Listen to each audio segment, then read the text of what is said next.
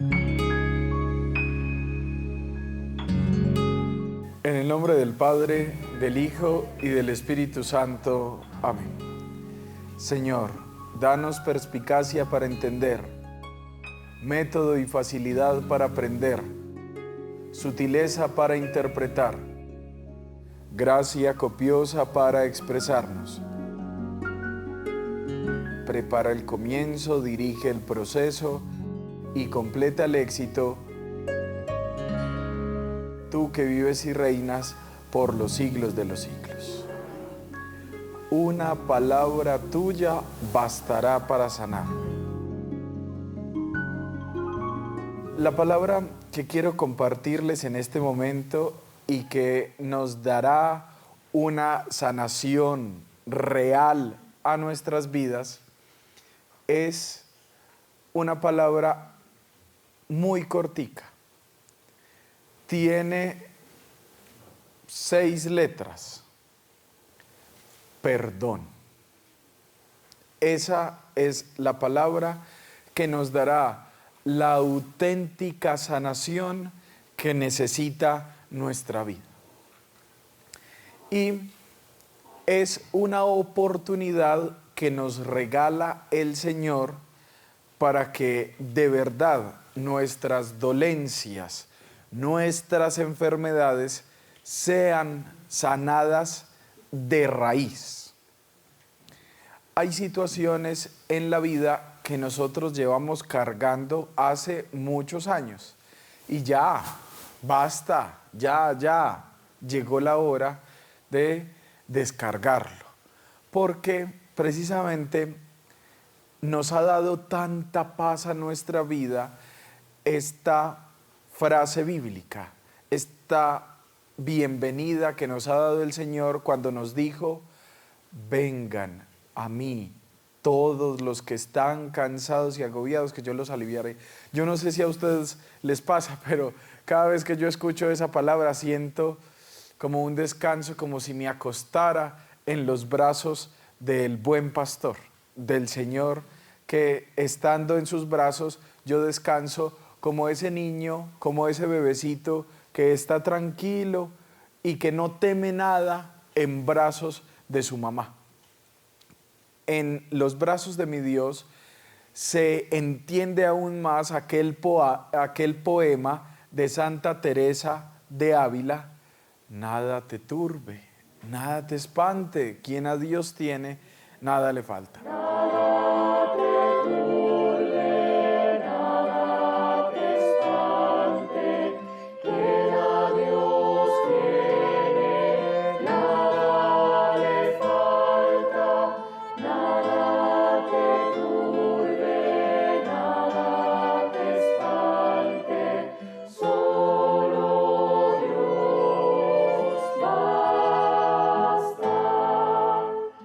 Entonces, el amor es el amor mismo, es quien nos ha trazado como un proyecto apasionante, real y la mejor de las metodologías para sanar: el perdón.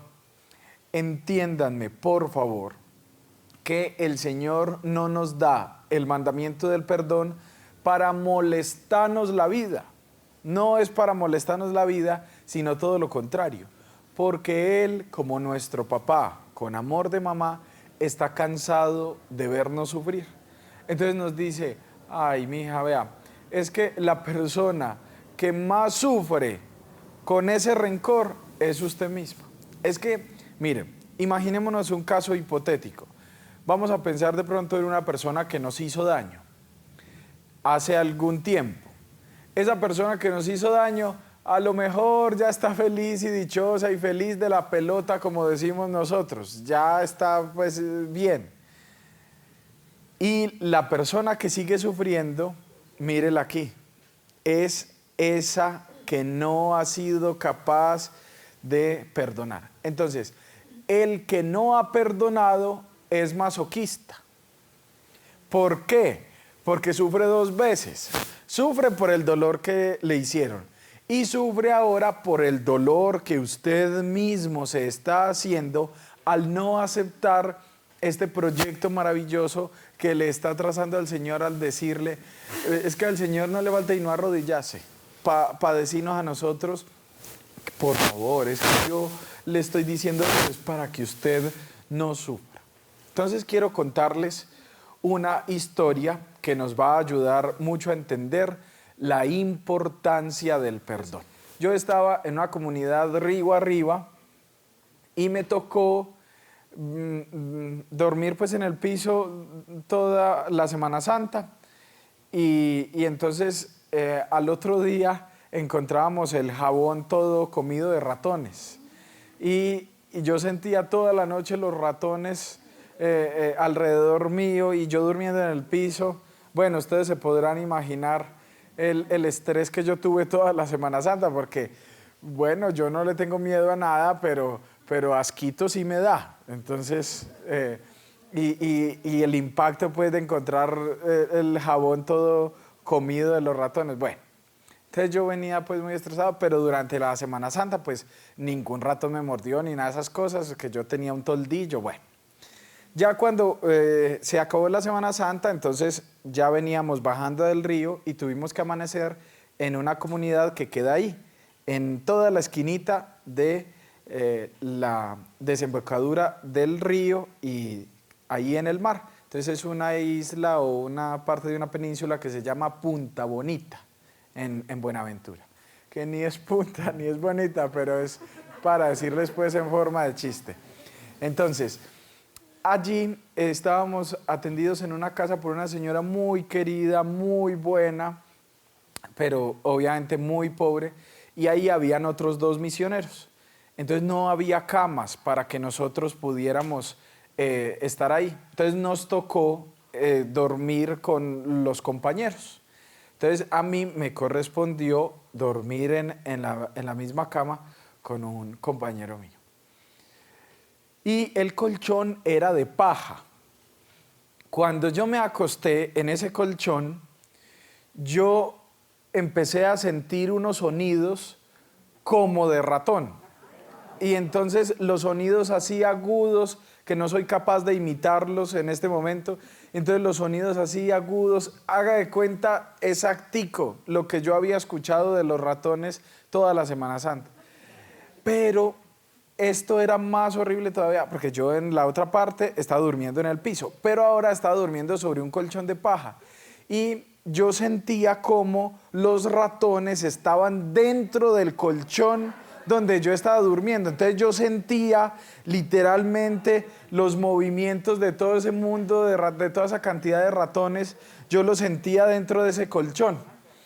Entonces, no, pues yo era haciendo con los pies así y desesperado. Entonces el compañero me dijo, ¿qué le pasa? ¿Usted por qué mueve los pies así?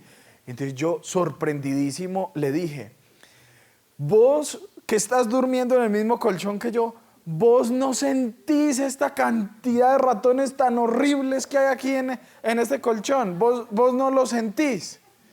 Y entonces me dijo, ay, qué pena con vos, qué vergüenza con vos.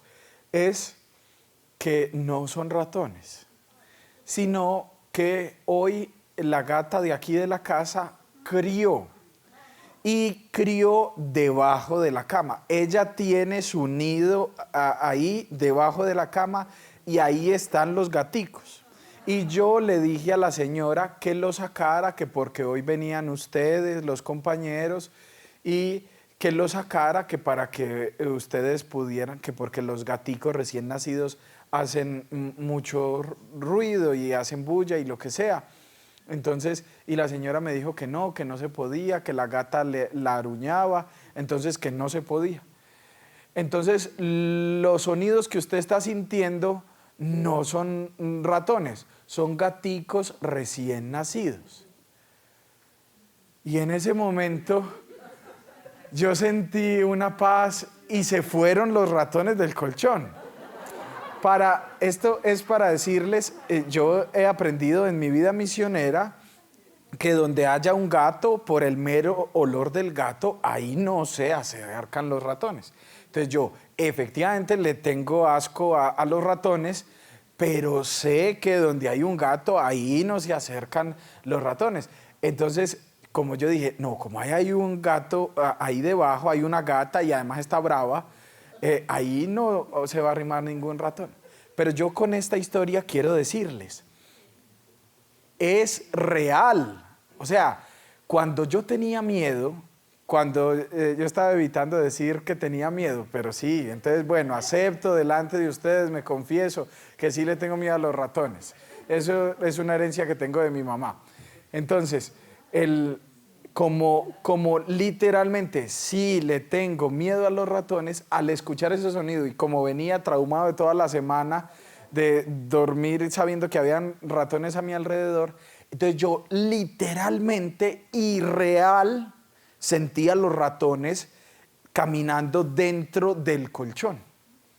Pero cuando escuché una palabra, no son ratones, son gaticos, entonces esa palabra me sanó.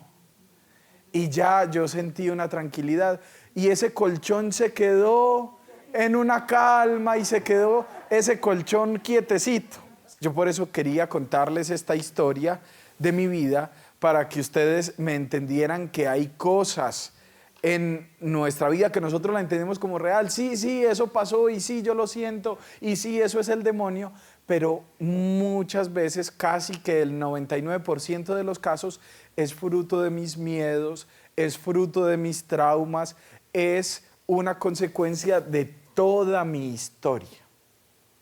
Entonces, yo tengo que hacerme consciente de eso y tengo que ser capaz de tener una posición crítica con la inteligencia que el Señor me ha regalado. Yo tengo que tener una posición firme y crítica con las personas que me criaron, que lo hicieron con muy buena voluntad, pero utilizaron una metodología imperfecta, inexacta y hasta nos causó daño. Yo sé que a todos nosotros nos dijeron esta mentira.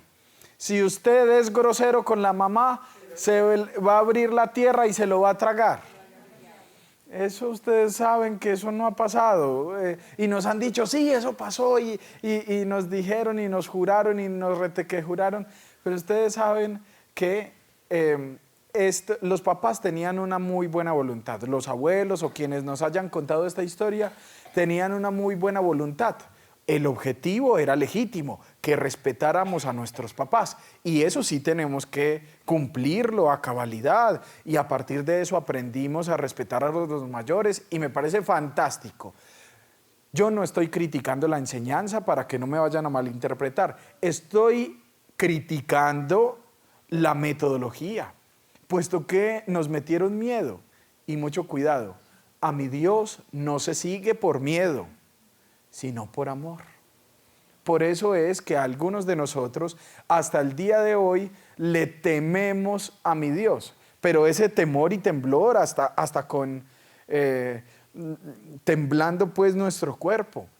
Y algunas personas lloran y piensan que mi Dios las va a mandar al infierno y una cantidad de situaciones con las que nos hablaban desde niños y eso sigue resonando en nuestro interior.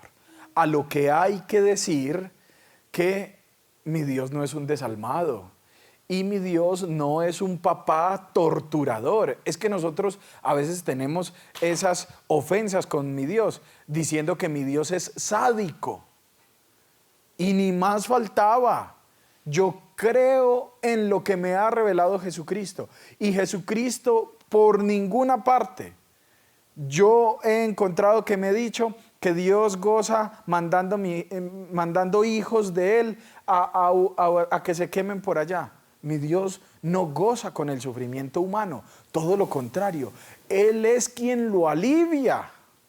Él es quien nos está sacando de la olla, Él es quien nos está levantando del polvo, Él es quien nos dice, ánimo, levántate. Yo tengo la fortuna de vivir con alrededor de unos 30 sacerdotes de mi comunidad y todos ancianitos. Y hay un sacerdote muy amigo mío, somos muy amigos, se llama el padre Julio Guzmán.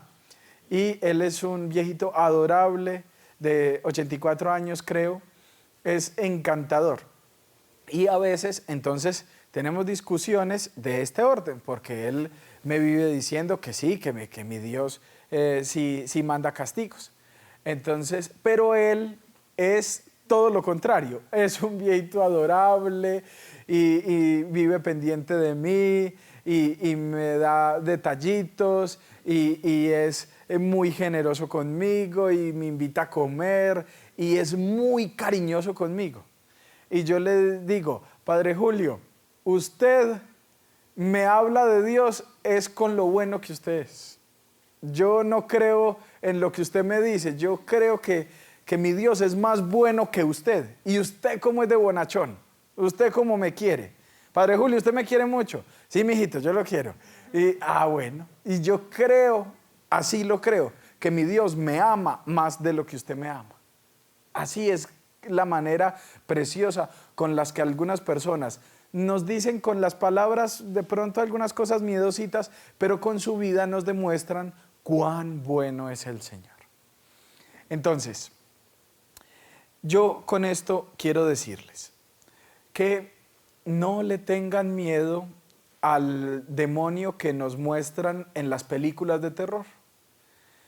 Tenemos que tener cuidado y ser muy fronteros y ser duros con ese que me susurra cosas al oído. Un ejemplo, muchas personas en la confesión confiesan cosas que ya han dicho anteriormente en otras confesiones. Entonces yo trato de acompañarlas y decirles, mira, ahí hay dos cosas a reflexionar. La primera, no podés caer en la tentación del demonio porque te está diciendo, usted no ha sido perdonada, desconfíe de mi Dios, apuesto que quedó mal confesada. Entonces nos hace desconfiar del sacramento. Y nosotros, como católicos, creemos en que de verdad es real que el Señor nos regala su perdón en el sacramento de la confesión. Y todos mis pecados me han sido perdonados, todos. Ay, Padre, pero es que yo la otra vez en la anterior confesión no dije con lujo de detalles esto que hice. Es que el Señor no necesita detalles. El Señor no es chismoso. El Señor, un corazón quebrantado y humillado, Él no lo desprecia. Yo quiero que todos ustedes de ahora en adelante tengan la firmeza para decirle al demonio, no Señor, usted no me va a hacer dudar, yo ya he caído redondito en su trampa muchas veces y me he sentido que mi Dios no me ha perdonado, pero sí lo hizo, sí, porque mi Dios es muy bueno, no como usted. Entonces tengo que hablarle durito. Y lo segundo, que es más grave todavía, mi Dios ya te perdonó. Si se te están viniendo de nuevo esas situaciones del pasado que tú cometiste a tu vida, no es que mi Dios no las haya perdonado, es que falta que te las perdones tú. Eso es lo que falta. Nosotros somos nuestros más duros jueces.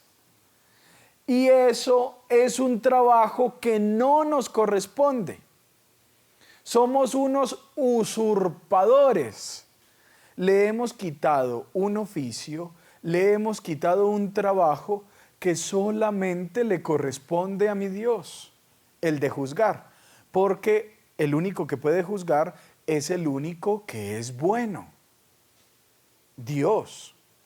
Yo les quiero hacer caer en cuenta de dos situaciones de la Escritura cuando Cristo no se igualó con el Padre. Y siendo iguales, es que nuestra verdad dice que Jesús es de condición divina, que Él y el Padre son una sola cosa. Y miren Jesús qué tan humilde es, que no se igualó con el Padre. Ejemplos bíblicos. 2. Primero, ¿recuerdan ustedes que una vez llegó un muchacho y le dijo a Jesús, maestro bueno? Y Jesús le dice, ¿por qué me llamas bueno? Uno solo es bueno. Nosotros sabemos que Jesús sí era bueno, ¿sí o no? Nosotros sabemos que Jesús sí era bueno. Pero Jesús no quiere igualarse con el Padre, aun cuando sí lo es. Y el segundo ejemplo, que es muy conocido, que es el de la mujer adúltera. Cuando Jesús dice, el que esté libre de pecado, que tire la primera piedra, estaba diciendo que él sí podía agarrar la piedra, porque nuestra fe profesa que Jesucristo compartió en toda nuestra condición humana, menos en el pecado. De todas las personas que estaban ahí, el único que estaba libre de pecado, así lo profesa nuestra fe, el único que estaba libre de pecado era Jesús. O sea que Jesús sí la podía agarrar a piedra, pero no quiso. No quiso. Jesús, mire lo que dice, ¿dónde están los que te juzgan? Se fueron. Yo tampoco te juzgo. Jesús sí es bueno.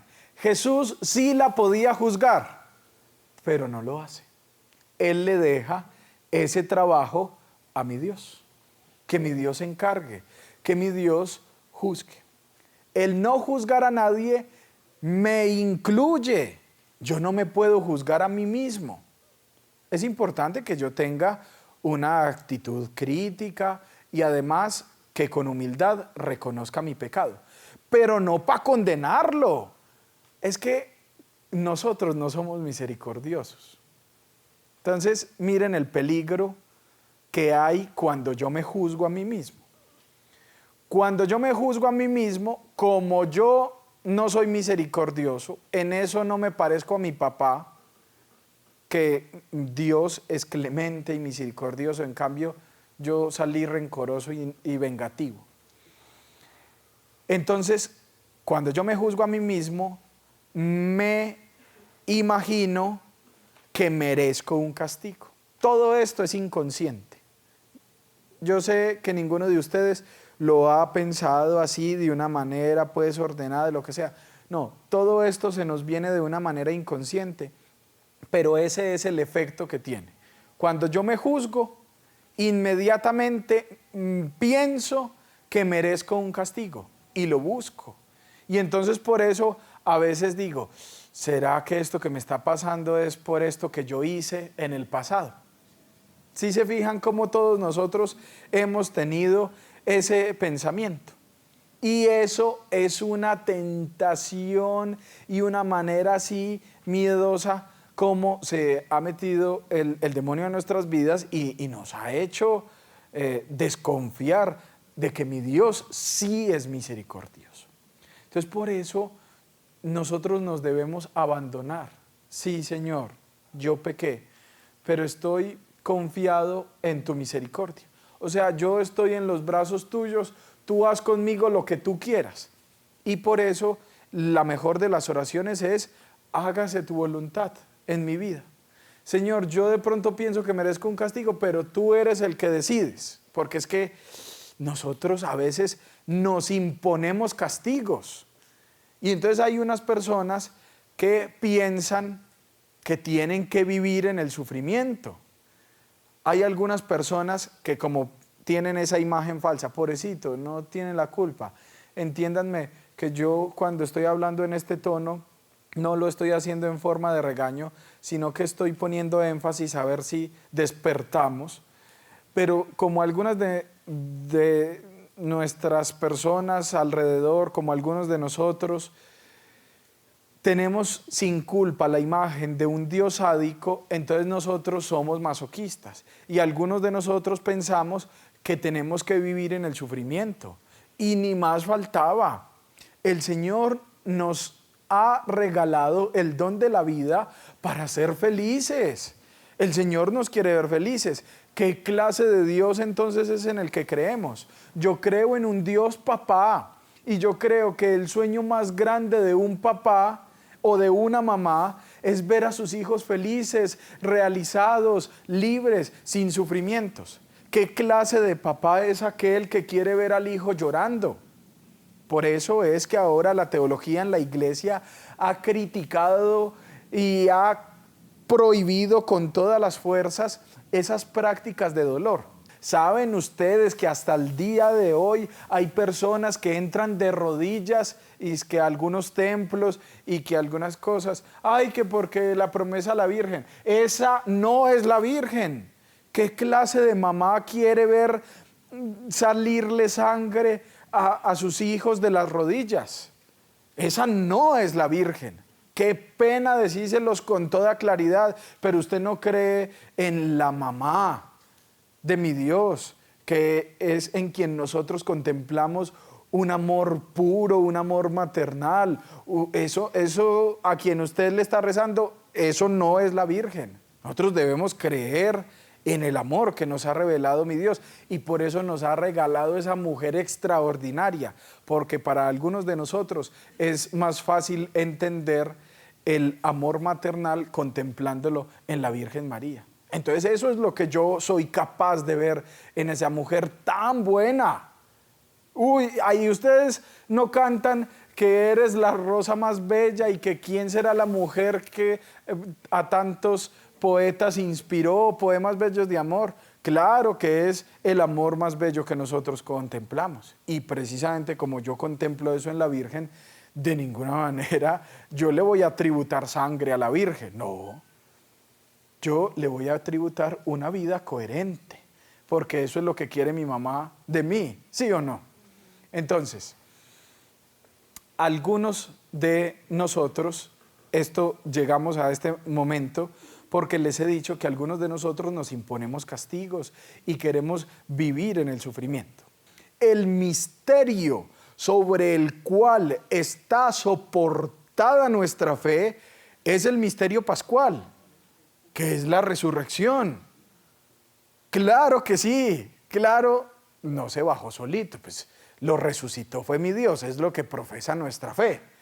Pero precisamente eso nos ayuda a entender que aun cuando existen sufrimientos en la vida humana, porque Cristo vivió una vida humana, pues el oficio de mi Dios es sacarlo del sufrimiento, y por eso lo resucitó. Mi Dios lo resucitó.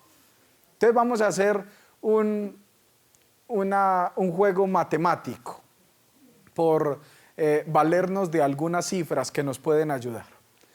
Vamos a imaginarnos, díganme ustedes así como por mencionar algo, una cifra, ¿cuántas horas estuvo Cristo clavado en la cruz? Digamos que más o menos unas 3, por decir algo. No importa pues si esto es exacto o no. Digamos que 3 horitas estuvo en la cruz. La pregunta del millón es, ¿cuántos siglos lleva resucitado, vivo entre nosotros? Para que nosotros hagamos una balanza que en comparación a el momento de sufrimiento, el momento de felicidad es mayor, el momento de gozo es mayor. Él mismo, en otro pasaje del Evangelio, nos lo ha explicado cuando nos dice que la vida del ser humano es como los dolores de parto de una mujer.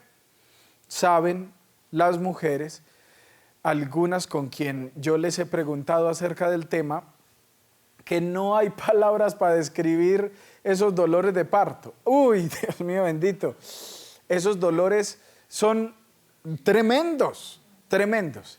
Pero fíjense la lógica y la pedagogía con la que el Señor nos enseña. Después, cuando le entregan ese bebecito en sus brazos, las mujeres son tan extrañas, por no decir locas, porque es una lógica pues diferente, que sienten una felicidad mayor, que se les borra esos dolores anteriores.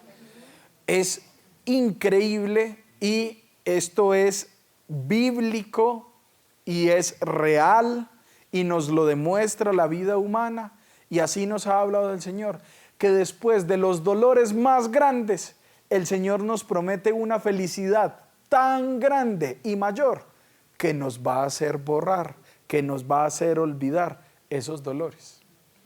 Hasta la misma naturaleza nos lo enseña. Díganme, ¿cuál es el momento? Y se lo pueden preguntar a un científico. El momento más oscuro por los efectos de rotación y traslación, el momento más oscuro de la noche es justo antes de amanecer. Y por eso el papá de San Juan el Bautista se refiere a Cristo como el sol que nace de lo alto. Aquel que viene, fíjense que Cristo no es un cocuyito, Cristo no es una lucecita así pequeñita.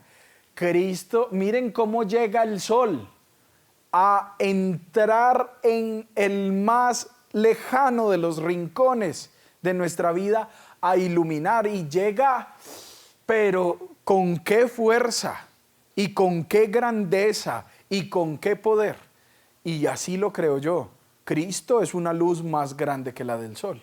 Y fíjense nosotros cómo nos parece de grande el sol. Y el sol es una cosa así de nada en comparación a la luz que nos regala Cristo.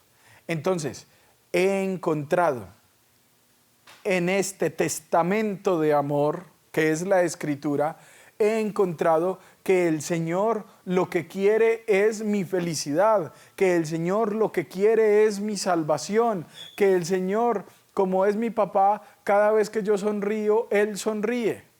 Por eso yo le digo, dale muchas alegrías a tu mamá, porque cada vez que tú sonríes, mi Dios sonríe. Esa es tu misión en la vida, ser feliz.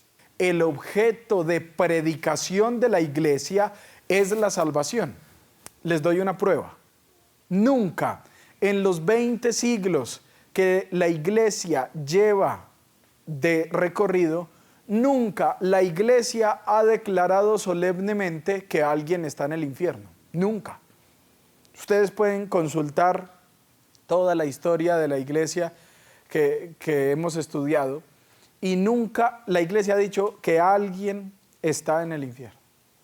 ¿Por qué? Porque el objeto de predicación de la iglesia no es la condenación, sino que es la salvación.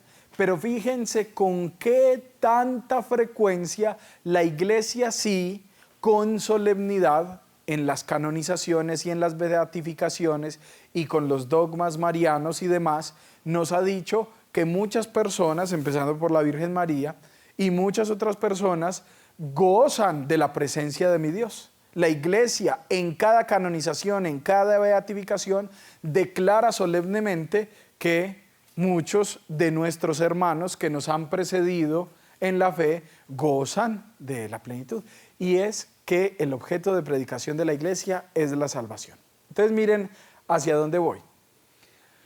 Alguna vez le dije a uno de esos predicadores terroristas, le dije, oíste, decime, yo le llegué pues por la parte académica, yo le dije, oíste, decime la traducción literal de las raíces griegas de donde está compuesta la palabra evangelio. Y entonces a regañadientes me dijo, buena noticia. Eso es lo que traduce literalmente evangelio, buena noticia. Y entonces yo le dije, ¿y vos anunciás el evangelio? Es decir, ¿y vos anunciás la buena noticia en medio de todo ese terror? En medio de todo ese miedo. No, no seas descarado, no seas descarado. El evangelio es un llamado a la felicidad, es un llamado a la salvación, es tratándote de decir que sí hay una nueva oportunidad, que mi Dios sí te quiere ayudar, que mi Dios sí te quiere levantar. Una de mis partes favoritas de la Escritura que todos los días el Señor me la hace resonar en mi vida es que Él levanta del polvo al desvalido, alza de la basura al pobre. Yo se los digo con toda certeza que el Señor, con todas las fuerzas de su corazón, quiere que estemos felices. Ese es el sueño de cualquier persona que nos ama. Pero para que haya felicidad en nuestras vidas, hay un camino antes que recorrer. El Señor no nos lo ofrece como una condición, sino como un proyecto apasionante que nos hará unas mejores personas. Y ese proyecto apasionante es el camino del perdón.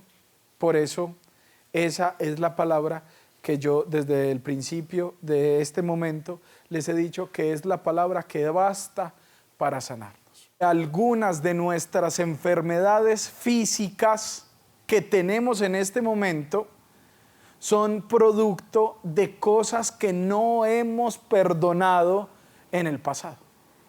Y algunos de nosotros entramos en una actitud negacionista. Y entonces empezamos a decir, no, yo tuve una vida tranquila. No, yo tuve una vida, a mí nadie me violó. No, yo tuve una vida normal. Pero absolutamente todos los seres humanos, todos tenemos traumas. Todos. Usted puede preguntarle a la eminencia más grande de los psicólogos y le va a responder que todos nosotros tenemos heridas, ya sea porque no nos hayan dado amor o ya sea porque nos hayan dado mucho. Hay la historia que me contaba mi maestro de novicios de una persona, de una mamá que creía que una manera de transmitirle amor a su hijo era licuarle toda la comida. Entonces el niño, desde bebecito, toda la comida licuada, y el niño fue creciendo con toda la comida licuada y toda la comida licuada todos los primeros años de su vida. Llegó un momento en el que le había dañado todo el sistema digestivo, porque el organismo no le aceptaba alimentos sólidos. Y la mamá lo hizo supuestamente que porque lo amaba mucho, pero a veces se lo tiran a uno hasta si le dan mucho amor. Entonces, no, todos nosotros tenemos que afrontar, hemos aprendido, seguramente nosotros en historia, cuando estábamos estudiando en el colegio, aprendimos que nuestros profesores de historia nos enseñaron que no debemos leer la historia anacrónicamente, es decir, con criterios del presente, nosotros no podemos juzgar el pasado. Entonces, en el mismo sentido, yo necesito que ustedes se den la oportunidad de hablar con su yo del pasado, que es una niña muy tierna, que es una persona inmadura, que no sabía lo que hacía, y decirle a esa niña, a ese niño del pasado, yo te perdono. Tú no tenías la culpa. Y asimismo, el yo te perdono también a las personas que nos hicieron daño, porque no tienen la totalidad de la culpa del daño que nos hicieron, sino que son cadenas de mucho tiempo pasado. Si uno se pone a mirar, si uno tuvo un papá maltratador, fue porque a él lo maltrataron. Entonces yo no debo tener rabia con mi papá, sino con mi abuelito. Pero entonces, si voy a buscar en la historia de mi abuelito, veo que mi abuelito no tenía la culpa, sino que a él lo maltrataron. Entonces tengo que tener rabia con mi bisabuelito. Y entonces así me seguiría yendo y retrocediendo hasta los primeros seres humanos de la historia. Yo tengo el mandato, por haber escuchado la palabra del Señor hoy, yo tengo el mandato de cortar esa línea de odio, de cortar esa línea de rencor, esas cadenas de sufrimiento. Yo tengo esa misión. Quiero terminar con un texto bíblico que quiero ofrecerles para que veamos que el perdón es más efectivo. Seguramente nos están escuchando algunos médicos, algunos del área de la salud, algunas personas que saben mucho de enfermedades, y yo les digo con toda certeza que el más efectivo remedio, el más grande de los medicamentos es el perdón. Si yo me doy esta oportunidad, se me van a sanar cantidad de dolencias que tengo hasta el momento presente. El texto bíblico que quiero ofrecerles para terminar este momento es el Evangelio de Mateo en el capítulo 9, el versículo 1 y siguientes, donde empieza pues esta parábola.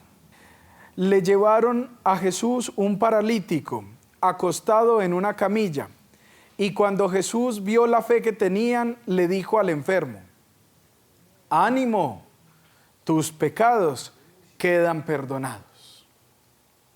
Algunos maestros de la ley pensaron: lo que éste ha dicho es una ofensa contra Dios, pero como Jesús sabía lo que estaban pensando, les preguntó: ¿por qué tienen ustedes tan malos pensamientos? ¿Qué es más fácil decir: tus pecados te quedan perdonados, o decir: levántate y anda? Pues voy a demostrarles que el Hijo del Hombre tiene autoridad en la tierra para perdonar los pecados. Entonces le dijo al paralítico: levántate, toma tu camilla y vete a casa. El paralítico se levantó y se fue a su casa. Palabra del Señor. En este texto bíblico nosotros vemos que antes de la sanación física, Jesús le ofrece la sanación de su vida. Y en este momento quiero decirles y pedirles el favor que consulten en el Catecismo de la Iglesia Católica el numeral 1469. Ese numeral nos dice que en el sacramento de la confesión Jesús nos reconcilia con la comunidad, con la iglesia, pero hay un detalle precioso: nos reconcilia con nuestra historia, nos reconcilia con nosotros mismos. Entonces, algunos de quienes nos hemos confesado seguimos con un rencorcito con nosotros mismos. Seguimos pensando que merecemos sufrimiento, seguimos pensando que merecemos un castigo. Y a ese yo le tengo que decir: oigan, pues a este, ¿usted acaso es más que Dios? Si mi Dios ya me perdonó, ¿qué te falta a ti para que te perdones? Decirse a usted mismo: si mi Dios ya te perdonó, ¿tú por qué estás tardando tu perdón? Entonces, este numeral nos ayuda mucho para que nosotros entendamos que mi Dios, cuando nos ha perdonado, nos ha reconciliado con nuestra historia. Cuando he tenido que acompañar procesos de personas que se entienden como enemigos, entonces yo les digo: imagínese que ese a quien usted llama enemigo ya se fue y se confesó. Porque es que yo veo que usted es una persona de mucha fe. Uy, sí, yo soy muy católica. Y veo que usted cree en la confesión. Sí, yo creo en la confesión, sí. Y yo, bueno, ahora imagínese que ese a quien usted llama enemigo se fue a confesar. Y que de verdad, con un corazón arrepentido, le pidió perdón al Señor. Y que mi Dios, al ver su arrepentimiento, le ofreció su perdón. Entonces, imagínese que esa persona ya se confesó y que mi Dios ya la perdonó. Y usted no ha podido. ¿Usted acaso es más que mi Dios? Mi Dios ya lo perdonó y usted no ha podido.